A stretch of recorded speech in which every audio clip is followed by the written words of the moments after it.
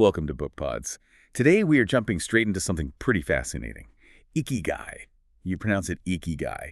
Often hear it pitched as, the Japanese secret to a long, happy life, a meaningful one. But looking at the research we've dug into, it feels less like some hidden secret and more like a practical blueprint, really. A philosophy you actually live day to day. And that's the crucial thing, I think. Ikigai, it's made of two words. Iki, life, and gai, worth. Or value. Life value. Exactly. Your reason for being, or maybe like the French raison d'être. So our mission today really is to kind of cut through the hype and see how this ancient idea actually works in practice, especially looking at those amazing centenarians in Okinawa. Yeah, what strikes you right away from the sources is that this isn't about, life hacks or chasing some perfect future state. It's about finding a real sense of purpose right now, something that gives you energy and, clarity. Yeah. Peace. Even when you wake up. Which forces you to start with maybe the toughest question there is. Who are you, really? That search for self. Right. There was this incredibly powerful story we came across about a Japanese woman in a coma. Oh, yes. And while she was unconscious, a voice kept asking her, "Who are you?" She tried answering with all the obvious things. I'm a mother, I'm a teacher, I'm Japanese. All the roles we play. Exactly. But the voice just kept saying, those are titles, roles, your culture. Who are you when all of that is stripped away? That really nails the modern problem, doesn't it? We tend to define ourselves by, external stuff. Job titles, family roles, how much we earn. Ikigai asks you to listen to something deeper, a quieter inner voice. It suggests your real reason for being is already inside you. You just need to uncover it, not, invent it or get society's approval for it. Okay, so if it's not a title or a job, how do you find that inner thing? And that's where the famous tool comes in, right? The Ikigai Venn diagram. Ah, yes, the diagram. It's actually a brilliant little map for self-discovery that's all about where 4 key parts of your life overlap. Let's lay those out. The 4 big questions you need to ask. First, what do you really love? That's your passion. Right. Second, what are you genuinely good at? Your profession, or maybe just your natural talent. Third, what does the world actually need? That's your mission, how you serve. Okay. And fourth, the tricky one sometimes. What can you realistically be paid for? Your vocation or, financial stability? Now, I have to jump in here because that last one, what can you be paid for?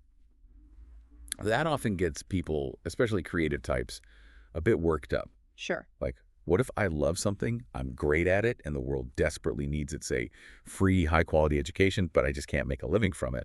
Does Ikigai mean I'm just doomed to burnout or financial stress? Yeah. Is it putting too much weight on money? That's a really fair point. And the sources, they're pretty clear. Ikigai isn't saying you need to be rolling in money. Not at all. Yeah. But it does recognize that, to keep doing something purposeful, you need energy. And financial stability helps provide that energy. Okay. If you've got passion, talent, and mission, but no way to support yourself, no vocation, you just deplete yourself.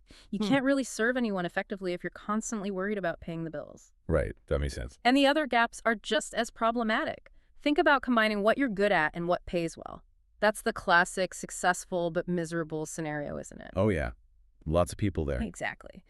If you lack the love for it or a sense of mission, you just feel empty, trapped. That's a huge issue in, say, corporate life today. And the other way around. If you only do what you love and what you're good at, but it doesn't really serve a need beyond yourself. Then you might feel satisfied, sure, but maybe also a bit selfish or incomplete. Ikigai isn't just about your happiness. It's about connecting that personal joy to making some kind of contribution. Okay, so it's about balance. Yeah. Like the example of Maria, the baker in Brazil. She's 32. The case study. Her purpose is pretty simple, right? Baking fresh bread for her town. Her love is the baking itself. Her talent is creating these great recipes. The world needs good, healthy food. And she gets paid enough from her small bakery. Exactly. It's not some huge world-changing thing. It's local. It's genuine. It's her reason to get up and bake. And that kind of grounded, genuine purpose seems directly linked to living longer, healthier lives. Which brings us nicely to the Okinawans. Right. Let's shift from the philosophy of the what to the how. The daily habits of these centenarians, people living active lives past 100. The longevity isn't just luck, is it?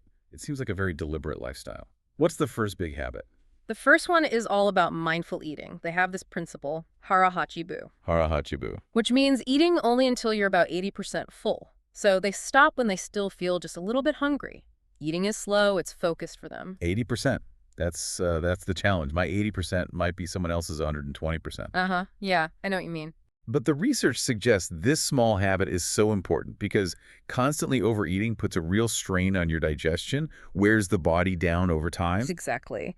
And they tend to use smaller plates, eat slowly. Their diet is heavily plant-based too. Lots of sweet potatoes, veggies, tofu, a bit of fish, green tea. They really limit sugar. It's about respecting the body's limits. Okay, so mindful eating. What's number 2? Continuous movement. And this is key. It's not about hitting the gym for an hour of intense exercise.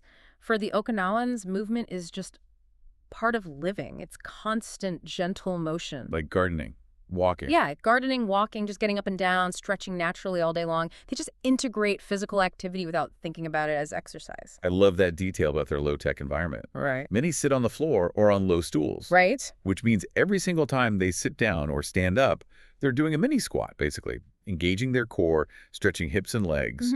They maintain strength without ever needing a fancy gym. It's quite clever. Very clever. And the third secret, it's about community, deep social connection.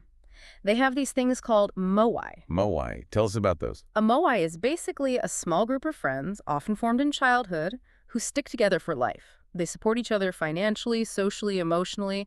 They meet regularly, share meals, talk through problems, laugh together. Wow. Like a built-in support system. Exactly. It's a powerful defense against isolation, which we know is terrible for health, especially as you get older. Having a moai literally keeps your heart young, you could say. That's huge. Yeah. Okay. Eating well, moving constantly, strong community. What's the fourth one? This one felt really different from our Western ideas. It really is. It's their view on work and retirement. They essentially don't retire. Not in our sense of stopping everything at 65. They never retire from purpose. So they might leave a main job, but they don't stop doing something meaningful. Precisely. There was that story of Tomoko, the 87-year-old seamstress. She officially retired around 72, but after a year of doing nothing, she felt, well, anxious and useless. So she started sewing again, making these little pouches, giving them away, selling a few. It wasn't about the money, was it? No, not primarily. It was the activity itself, the focus, the meaning it gave her day. And the conclusion from the research is pretty stark. It's not work itself that's the enemy of a long, happy life. It's meaningless work. Or maybe just emptiness. That leads perfectly into this idea of flow, which seems central to how they approach their purposeful activities. Yes, flow. That state where you're just completely absorbed in what you're doing. You lose track of time. You're not hungry. You're not stressed. The activity itself feels like the reward. Total presence. How do you get into that state, especially now with so many distractions? Well, achieving flow really demands your full attention. The sources suggest some practical steps. First, kill the digital distractions. Put the phone away. Easier said than done. Tell me about it. But yeah, choose one single task.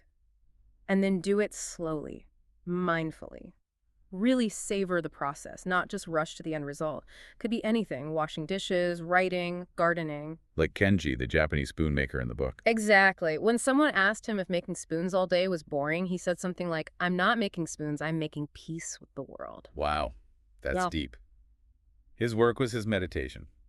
That's living in flow. It really is. So if we try and boil down the wisdom from these Okinawan elders, maybe into some daily rules for a more meaningful life. Yeah, let's synthesize. What are the key takeaways? Okay, maybe 5 core principles. Mm-hmm. First, take it slow. Slow down. Yeah. Live intentionally, walk slower, eat slower, breathe slower. When you slow down, you actually feel life instead of just letting it blur past. Okay, what else? Second and third are linked. Surround yourself with good friends, your moai, and actively reconnect with nature. That idea of Shinrin-yoku, forest bathing. Forest bathing, just being in nature. It's like the reminder that our minds heal best when we're immersed in the natural world. Makes sense. Fourth, Give thanks. Practice gratitude. It seems to soften the heart, reduce anxiety, gratitude. And fifth, and maybe the biggest one, live right here, right now, in the moment. Forget dwelling on the past. You can't change. Stop chasing some imagined future. Your only real chance for purpose is this moment. those are powerful. And what about some direct advice from the centenarians themselves? Any standout quotes? Oh, definitely. There was a 102-year-old woman whose advice was simply, don't worry too much. If only it were that easy. Right. But her explanation was interesting. She said worry is like a second problem you create on top of the first one. It just gets in the way of finding a solution. That's actually quite profound. Okay, any others? And the 91-year-old man who just started learning a new musical instrument? Wow, at 91. Yeah. His wisdom was, keep learning.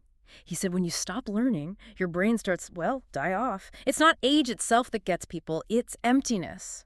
Boredom. That's the real fear. Keep learning. Okay, so wrapping this up. Yeah. If you're listening right now, what's the main message to take away from Ikigai? I think the core idea is that Ikigai isn't some huge goal you have to hit down the road. It's simpler. It's the quiet, honest reason you bothered to open your eyes this morning. It doesn't have to be grand or world-changing. No, not at all. It just has to feel true for you. And it really challenges that modern idea of working like crazy just so you can retire and finally do nothing. Exactly. The Okinawans show us we're not really made to do nothing. We seem wired to create, connect, grow, serve, learn, move.